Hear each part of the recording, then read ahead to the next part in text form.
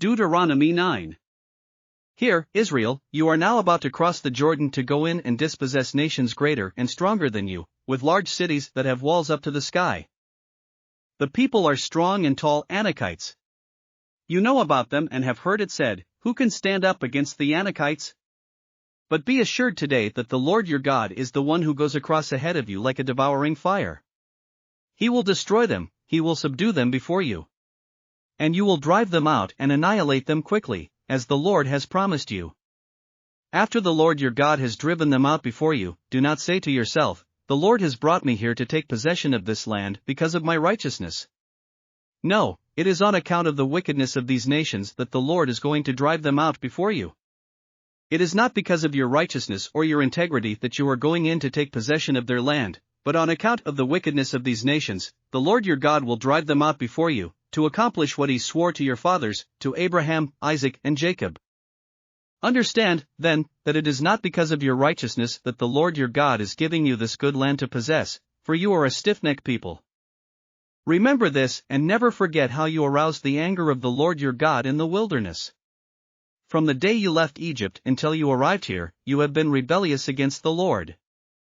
At Horeb you aroused the Lord's wrath so that he was angry enough to destroy you. When I went up on the mountain to receive the tablets of stone, the tablets of the covenant that the Lord had made with you, I stayed on the mountain 40 days and 40 nights, I ate no bread and drank no water. The Lord gave me 2 stone tablets inscribed by the finger of God. On them were all the commandments the Lord proclaimed to you on the mountain out of the fire, on the day of the assembly. At the end of the 40 days and 40 nights, the Lord gave me the 2 stone tablets, the tablets of the covenant. Then the Lord told me, go down from here at once, because your people whom you brought out of Egypt have become corrupt. They have turned away quickly from what I commanded them and have made an idol for themselves. And the Lord said to me, I have seen this people, and they are a stiff-necked people indeed. Let me alone, so that I may destroy them and blot out their name from under heaven. And I will make you into a nation stronger and more numerous than they. So I turned and went down from the mountain while it was ablaze with fire. And the 2 tablets of the covenant were in my hands. When I looked, I saw that you had sinned against the Lord your God, you had made for yourselves an idol cast in the shape of a calf. You had turned aside quickly from the way that the Lord had commanded you. So I took the 2 tablets and threw them out of my hands, breaking them to pieces before your eyes. Then once again I fell prostrate before the Lord for 40 days and 40 nights, I ate no bread and drank no water, because of all the sin you had committed, doing what was evil in the Lord's sight and so arousing his anger. I feared the anger and wrath of the Lord, for he was angry enough with you to destroy you. But again the Lord listened to me. And the Lord was angry enough with Aaron to destroy him, but at that time I prayed for Aaron too. Also I took that sinful thing of yours, the calf you had made, and burned it in the fire. Then I crushed it and ground it to powder as fine as dust and threw the dust into a stream that flowed down the mountain. You also made the Lord angry at Taberah, at Massah, and at Kibroth Hattaavah. And when the Lord sent you out from Kadesh Barnea, he said, go up and take possession of the land I have given you.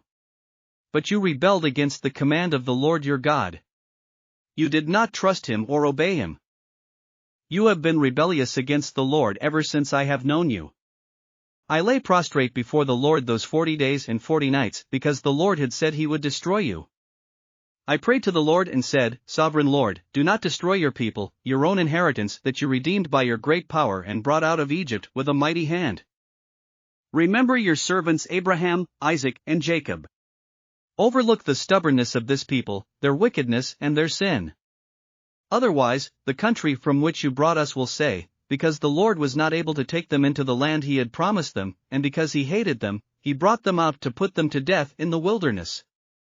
But they are your people, your inheritance that you brought out by your great power and your outstretched arm. Thanks for listening to another chapter of the Bible.